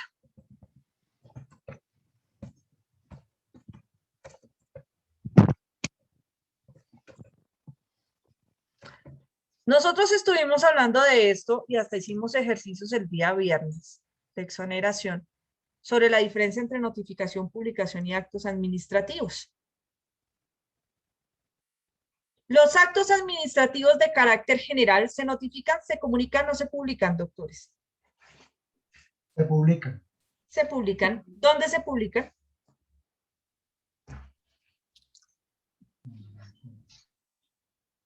¿El diario oficial? Sí, señor. En el diario oficial. En el diario oficial, igual que las leyes. Las leyes se promulgan una vez quedan publicadas en el diario oficial. De la misma manera, los actos administrativos quedan publicados en el diario oficial. Pero ahora, desde que entró la virtualidad, es posible publicarlos a través de otros medios. ¿Cómo cuáles? Portales oficiales de las entidades de carácter estatal. Esto es, las páginas web de las entidades de carácter oficial. Ahí pueden aparecer debidamente publicados los actos administrativos, ya no solamente en el diario oficial. La idea es que sea en el diario oficial. Pero hay lugares en donde no tienen acceso al diario oficial, entonces lo pueden hacer a través de portales web. ¿Listo? Ojo, portales web, no redes sociales. Porque ahí empieza el problema de si realmente esta es una forma oficial de comunicarse. No, es que lo colocaron en el Twitter oficial de la entidad. No. Ni en el Facebook. Ni si el jefe de la entidad tiene cuenta en OnlyFans. No. Necesitamos que esté publicado o en el diario oficial o en la página web oficial de la entidad. De lo contrario, no está publicada. Ahora, ¿cómo se notifican? ¿Cuáles son los actos administrativos que se notifican? ¿Los de carácter general o los de carácter particular? Los de carácter particular. Particular. Y los vamos a notificar porque proceden recursos o porque no proceden. Porque proceden. Muy bien. Entonces la notificación se debe hacer de carácter personal a la persona afectada. ¿Listo? Si no se pueden hacer de carácter personal, existe la oportunidad y la posibilidad de hacerlo mediante edicto o mediante aviso. Pero esas tienen que ser las excepciones, cuando no hemos podido evacuar el trámite de notificación personal. Entonces, por ejemplo, en muchas ocasiones a las personas les interponen las llamadas fotomultas y le dicen, intentamos la notificación personal, pero resulta que la dirección que usted tiene no aparece registrada. Entonces, como no pudimos notificarlo por ese medio, lo notificamos a través de la página oficial de la entidad, mediante un edicto o mediante un aviso, diciéndole, oiga, le interpusimos una fotomulta. Tiene tanto tiempo para impugnarla, no la impugnó, se fregó, porque usted nunca se enteró. Que ahí ven una serie de problemas de notificación y demás, pero así es como viene actuando. ¿Listo? Entonces vean, un acto administrativo, una fotomulta, ¿es de carácter particular y concreto o es de carácter general?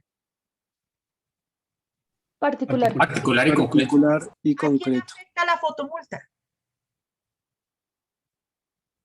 A la dueña del vehículo. A la persona que Al A la afectado. persona que cometió la infracción. Ni siquiera. No, Al pero dueño del vehículo. Al dueño del Al dueño, al que vaya, al dueño.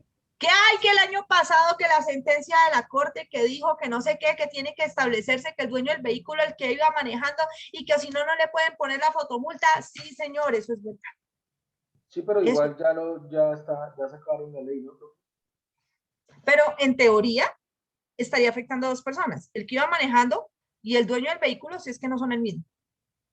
¿Listo? Pero en principio era el dueño del vehículo. ¿Por qué? Porque pues le era muy difícil a la entidad saber quién iba manejando. Entonces siempre le hacían y le cobraban la fotomulta al dueño del vehículo. Fuera manejando o no, porque ni siquiera sabían si iba o no iba. ¿Listo? Que eso fue precisamente lo que intentó arreglar la Corte Constitucional con la expedición de la sentencia del año pasado. Ahora, ya sabemos entonces que este es un acto administrativo de carácter particular y concreto que en consecuencia se notifica porque contra él procede el recurso de impugnación, que es apelación. ¿Por qué? Porque pues estamos interponiéndole un recurso, pues se puede interponer recurso contra la fotomulta. Ahora, hay una forma normal de atacar los actos administrativos. El acto administrativo de fotomulta goza de legalidad a pesar de que todos sabemos que las máquinas detectoras de fotomulta tienen millones de problemas. ¿Goza de presunción de legalidad o no? Sí. Claro, profe. Sí. De manera que si usted nunca lo ataca, por muy legal que sea el acto administrativo, va a seguir cobrando todos los efectos jurídicos, todos, porque usted no lo atacó y él goza de presunción de legalidad. ¿Listo? Entonces, la primera manera de atacarlos es a través de los recursos. Por eso es muy importante saber si se notifican, si se comunican o se publican. Profe, y una pregunta, si son actos administrativos de carácter general, contra los que no procede ningún recurso, entonces no tendríamos recursos para atacarlos. ¿Qué nos queda? Si no tenemos recursos, ¿qué nos queda? Existen varias formas de atacar los actos administrativos. Ya dijimos que una son los recursos. La otra se llama la revocatoria directa de los actos administrativos.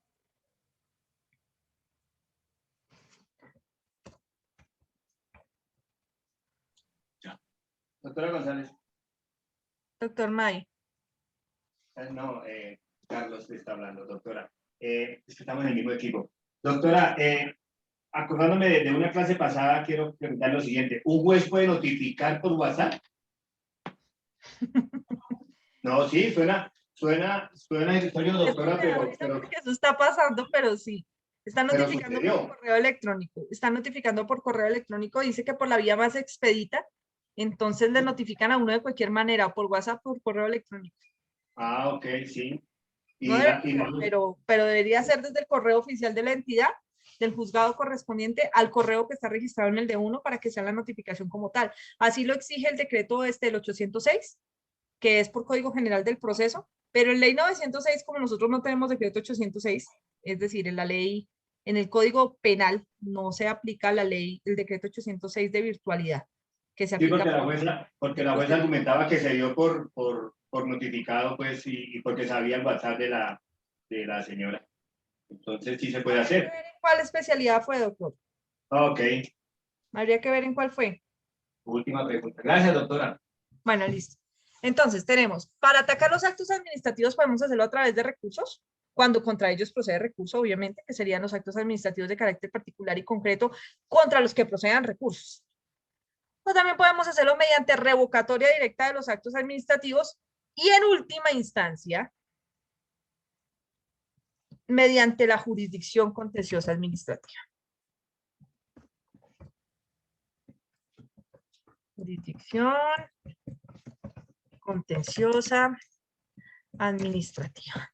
¿Cómo activamos la jurisdicción contenciosa administrativa? Mediante demanda a través de los llamados medios de control. Medios de control. ¿Mediante demanda, profe? Mediante demanda. Eso hay que interponer una demanda porque acuérdate que la jurisdicción contenciosa administrativa involucra a un juez. Es decir, ya tienen que ir con juzgado o con tribunal o con el Consejo de Estado. Esta jurisdicción contenciosa administrativa es aparte. Lo que estamos hablando acá de recursos y revocatoria directa, estas dos vías se ejercen dentro del llamado procedimiento administrativo ordinario. Ustedes recuerdan el esquemita que les hice el viernes, que les dije que era diferente el procedimiento administrativo ordinario del procedimiento contencioso administrativo. Esto de acá, recursos y revocatoria directa, es procedimiento administrativo ordinario.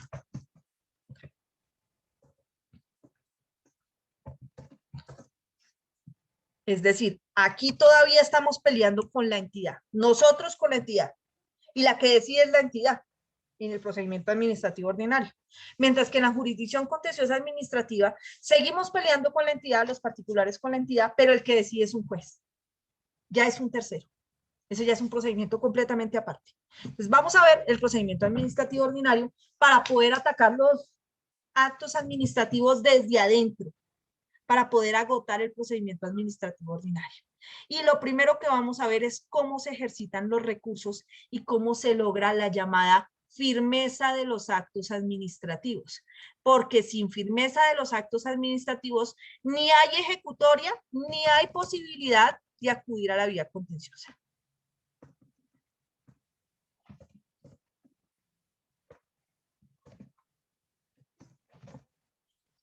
¿Listo? Entonces, vamos aquí, en recursos. Ya vimos los recursos, reposición, apelación, queja.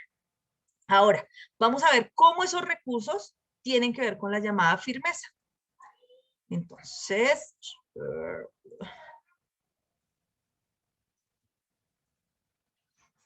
para eso nos vamos a ubicar en este artículo, que es el 87 del CEPAC. ¿Listo? Este artículo está redactado de una manera muy particular, porque tiene el término al revés, es decir, el término aparece primero y la hipótesis aparece después. ¿Listo? Regálenme, por favor, la lectura del 87 del CEPAC.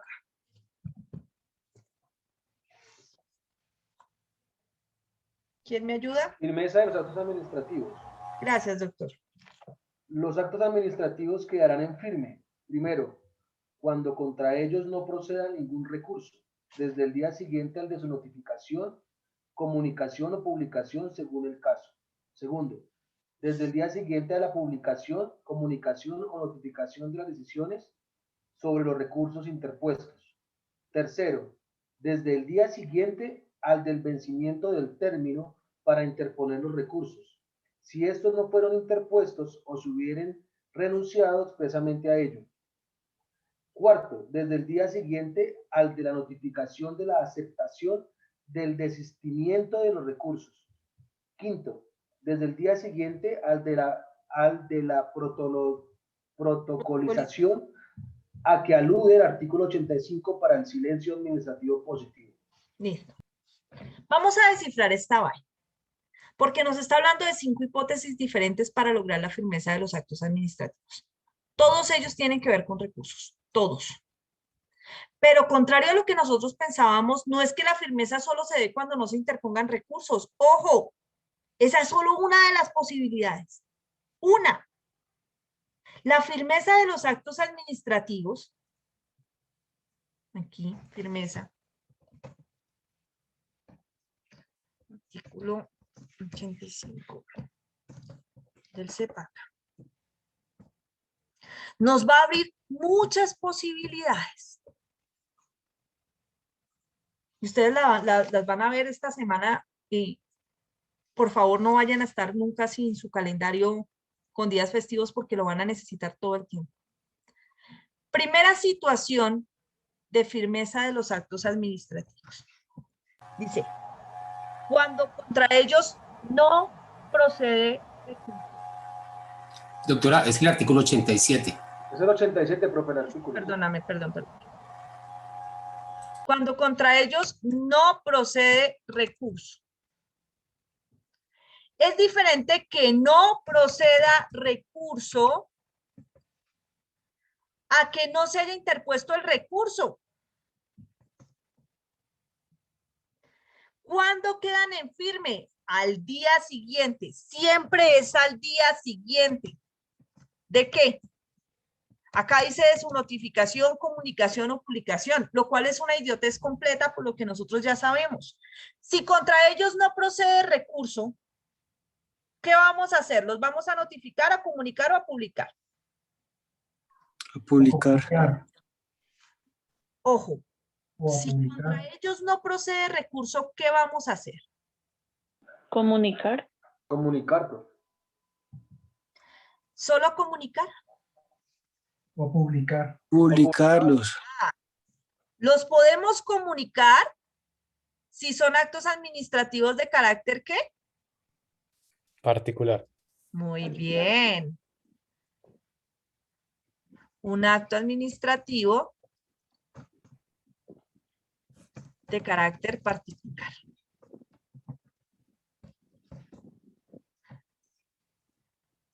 Y lo vamos a publicar, que es la regla general, si es un acto administrativo de carácter general, porque contra esos obviamente no procede ningún recurso. Profe, ¿y a mí de qué me sirve que el acto administrativo quede en firme? ¿Para qué me sirve eso? La firmeza del acto administrativo va a generar 2 situaciones concretas. La primera, la posibilidad de ejecutar el acto. Es decir, ahora sí vamos a cumplir lo que dice allí.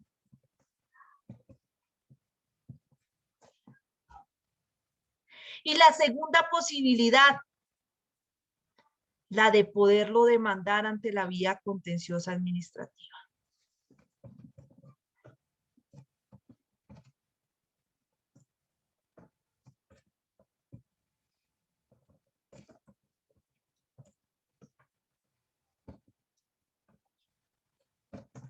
¿Listo? Esas son las 2 posibilidades que se nos crean. Vamos a verlo en un caso concreto. Causal 1 de firmeza de los actos administrativos.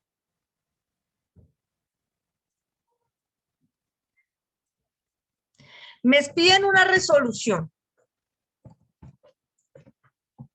Resolución 123 del 12 de abril de 2021 por Colpensiones, a través de la cual se reconoce una pensión de jubilación. Entonces, reconoce pensión a Matusalén por valor de 40 millones de pesos mensuales. Este es el punto 1. Punto 2. Dicha pensión se reconoce a partir de la fecha de esta resolución. Listo.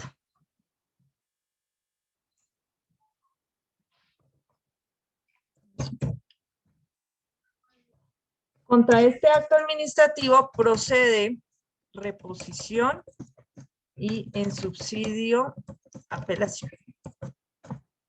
Listo. Doctores queridos, ustedes son los abogados de Matusalén. ¿Van a interponer recurso?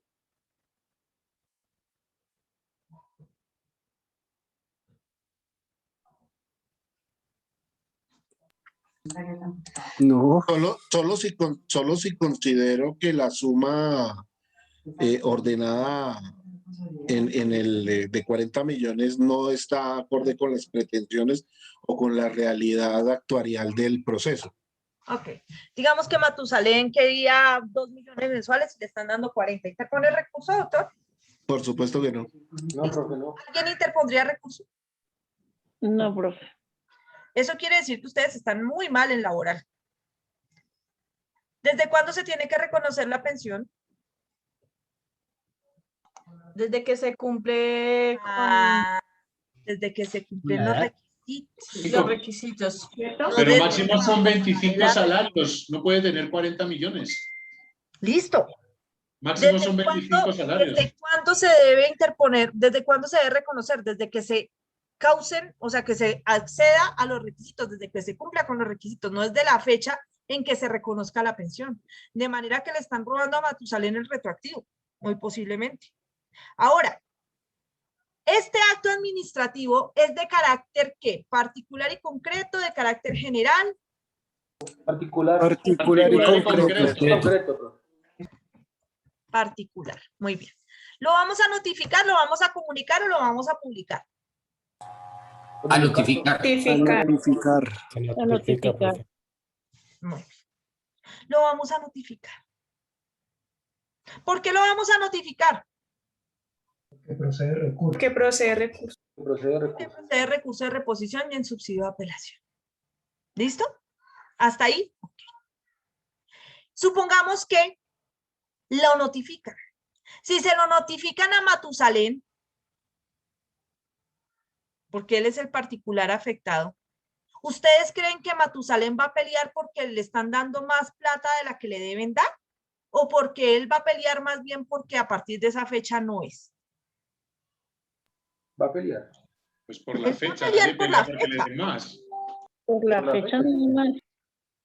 Obviamente el abogado no va a salir a pelear, oiga, pero ¿cómo le van a dar 40 millones si es que eso es ilegal? Tienen que darle menos. No, él no va a pelear eso. Él va a pelear lo que le es favorable a su cliente. El acto administrativo goza de presunción de legalidad.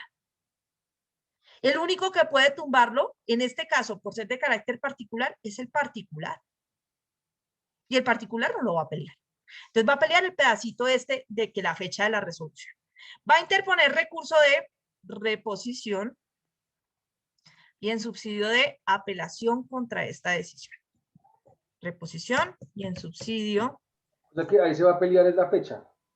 Si vamos a pelear solamente la fecha del reconocimiento, es decir, vamos a interponer contra el numeral 2 de la resolución. Contra la 1 no tenemos problema. ¿Listo? No tenemos problema. Ni bobos que fuéramos. Eso va a provocar ¿qué? ¿Qué va a provocar esa interposición del recurso? ¿Un qué? Que el acto administrativo no quede en firme. Obviamente, pero además de eso, ¿qué va a provocar? Pues un segundo acto administrativo. Un acto administrativo, profe. ¿Sí? Obviamente. Digamos que va a ser la resolución 456 del Colpensiones trabaja berracamente. Entonces, en menos de nada, están resolviéndole el día 16 de abril. Sí, bueno. Ojalá fuera cierto, ¿sí o no? Pero sí. Del 16 Ojalá fuera cierto. De 2021. Le están resolviendo. A través del cual Colpensiones resuelve un recurso de apelación. Resuelve recurso de reposición y en subsidio apelación. Listo. Bueno, echa toda su cháchara y dice, resuelve. Primero, reponer el numeral 2 y en consecuencia modificar que la pensión se hará pagadera desde el año 2010, cuando Matusalén cumplió los requisitos, reconociendo el respectivo retroactivo.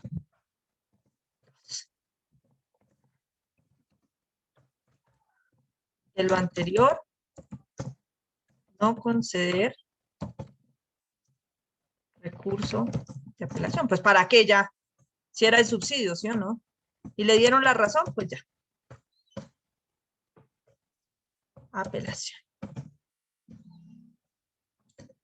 Contra este acto administrativo procede recurso de... No, no procede recurso. No procede. Ahí quedan firme, profe. Ahí quedarían firme. Ahí ya vamos para allá. Vamos a ver cómo es que funciona. Ahora, este acto administrativo número 2, aquí los vamos a colocar con números. Permítame en un segundo. ¿Dónde está aquí? Acá. Acto administrativo número 1 y este acto administrativo número 2. Pregunta, ¿el acto administrativo número 1 está en firme? No. No, no es cierto. ¿Por qué? Pues porque interpusieron recurso. ¿Listo? Ahora, el acto administrativo número 2 lo van a notificar, a comunicar, perdón, a notificar, a comunicar o a publicar. ¿Qué van a hacer con él? Notificarlo. ¿Será? Lo van a publicar, profe. No. Lo van a comunicar porque no procede recurso. Si ven, es un acto administrativo de carácter particular contra el cual no procede recurso. Como es particular y no procede recurso, se comunica. Lo comunican el día mismo, 16 de abril de 2020. ¿Cuándo cobra firmeza este acto administrativo? El número 2. ¿Cuándo queda en firme este acto? ¿Cuándo se comunica? 17 de abril. El 17. ¿Por cuál causal? Por la 1. Causal 1, ¿qué dice? Cobra firmeza al día siguiente, que es el día hábil siguiente, que sería el 17 de abril, cuando contra ellos no procede recurso. 17 de abril por causal 1, porque contra él no procede recurso. Listo, chévere. ¿Y ahora qué pasó con el acto administrativo número 1? ¿Quedó en firme? ¿O no? Sí, claro, profe, quedó en firme. Ahora, revisen todo el 87. ¿Por cuál causal queda en firme? ¿Y cuándo?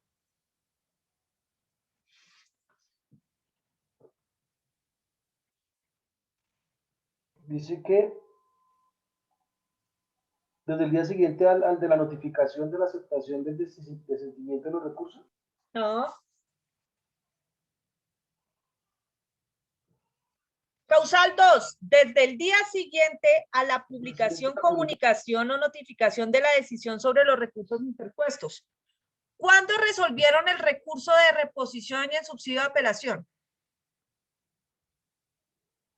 El 16. El 16 de abril. ¿Cuándo comunicaron esa decisión a Matusalén?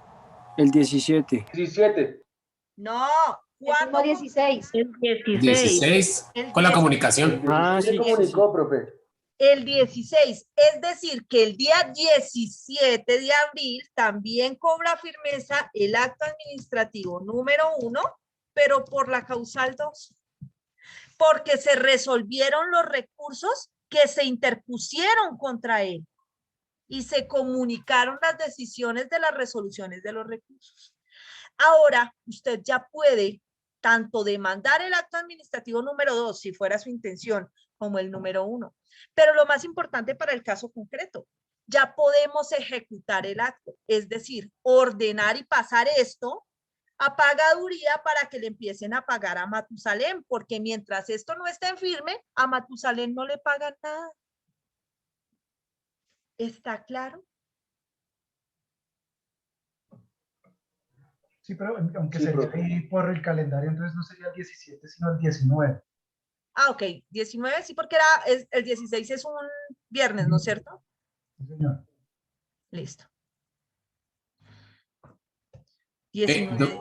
Doctora, ¿qué pasaría Solamente si... pasa con los actos. Profe, se me ocurre algo. Señor. Venga. Por decir, digamos, bueno, aquí se interpuso el recurso por el numeral 2, ¿sí? Que es para que quede a partir de la fecha en que cumplió con los requisitos. Pero Colpensiones se dio cuenta que el valor está por el mal. cual salió, exacto, ellos en ese mismo recurso pueden resolver eso o ahí cómo lo harían. No, imagínate que eso es lo maravilloso del derecho administrativo, que los actos administrativos de carácter particular y concreto no pueden ser revocados por la entidad directamente ni modificados en sede de recursos sin el permiso del titular. Es decir, que tienen que pedirle permiso a Matusalén. ¿Y ustedes creen que Matusalén le va a dar el permiso? No, pero ¿qué tal? No, obvio no. Profe, ¿Qué? ¿Vamos a dejar que una el pregunta. tipo se robe la plata? No. Para eso existe la otra posibilidad. Y es Profe, y digamos, eso es en particular y en general es lo mismo. Palomo, espérame. Si la entidad no puede revocar el acto administrativo directamente sin permiso del particular, puede demandar su propio acto ante la jurisdicción para que un juez lo tumbe, lo anule y deja a Matusalén sin esa plata. Lo mismo que puede hacer Matusalén si no le dan la razón en sede de los recursos. Puede ir ante la jurisdicción contenciosa cuando esté en firme el acto para demandar a Colpensiones para que le pague lo que sí es. ¿Listo? Doctor Palomo, ahora sí, qué pena con usted. Qué pena, profe. En un acto en general también sería lo mismo, se hace de la misma forma.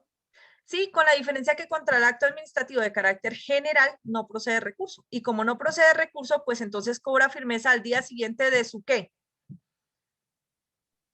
Publicación. Publicación, muy bien. Y como cobra firmeza, ya lo podemos demandar ante la vía contenciosa administrativa. O lo podemos ejecutar. ¿Listo? Doctor Cardoso. Profe, es que tengo una duda. ¿Un acto administrativo que resuelve un recurso es un acto administrativo de trámite? Un acto administrativo que resuelve recursos está poniendo fin a una instancia. El de reposición en teoría es de trámite. O sea, contra él no procede recurso si concede la apelación. Pero si no la concede, contra él procede la queja. Entonces no sería de trámite. O sea, es decir, que en el caso, en el 2, en el caso número 2, es un acto administrativo de trámite. En este caso sí, porque pone fin a la instancia. Este es definitivo, porque pone fin a la instancia, por eso no procede recurso. Es Profe, que en este entonces es decir, que como es definitivo, aparte de comunicarse, ¿no se debería también notificar?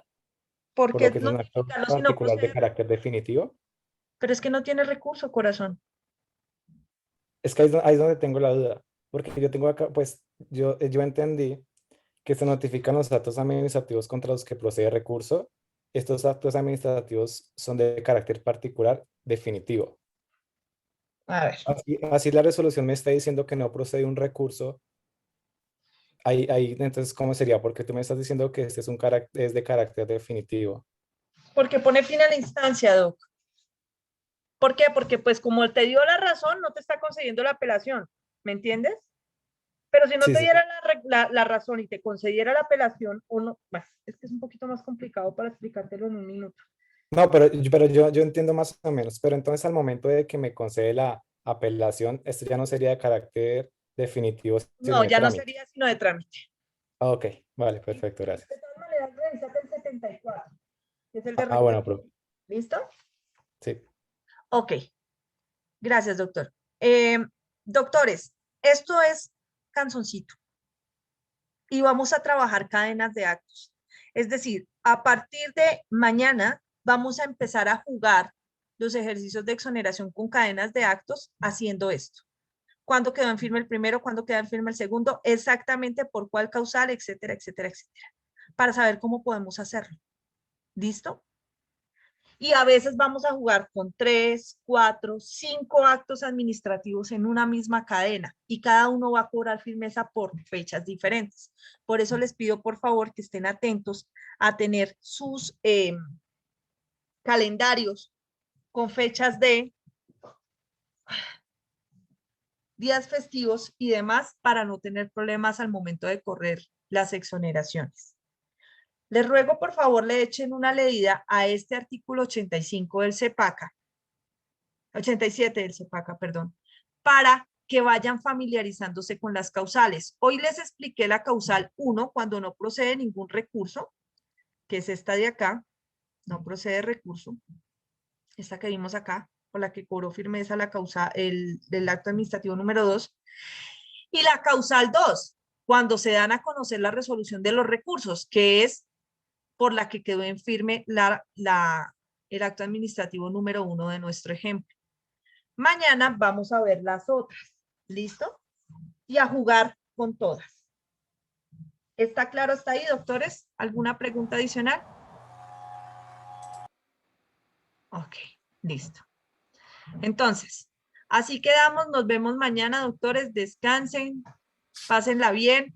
Les voy a enviar estas diapositivas y quedan subidas también a plataforma para que las puedan tener, que son las de acto administrativo y revocatoria y firmeza. No vamos a ver todavía revocatoria, estamos viendo firmeza. Señor. Muchas gracias, profe. A ustedes, que estén muy bien. Gracias, doctora. Feliz noche. Gracias, profe. Gracias, feliz noche. Gracias. Feliz